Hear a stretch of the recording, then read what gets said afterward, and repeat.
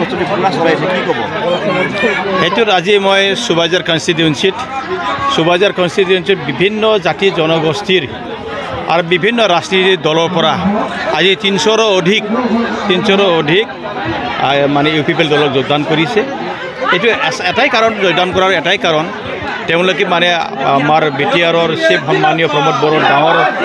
যিটো কাম যিটো ভিজন আৰু মিছন এইটো যিটো কাম কৰি আছে সেইটো চাই পেলাই আজিৰ দিনটোত তেওঁলোকে মানে UPPL দলত যোগদান কৰিছে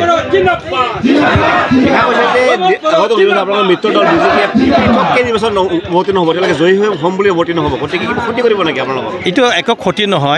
ক্ষতি নহয় এইটো আচলতে হাইকমাণ্ডে ক'ব লাগে যিহেতু আমাৰ ভাৰতত NDA হিচাপে চৰকাৰ চলি আছে তাৰ পাছত BTCটো NDA হিচাপে চলি আছে প্লাছ অসমতো NDA হিচাপে চলি আছে অনাগত টাইমতেও কিবা এটা নিশ্চয় হ'ব সেইটো মই আশা কৰিব পাৰোঁ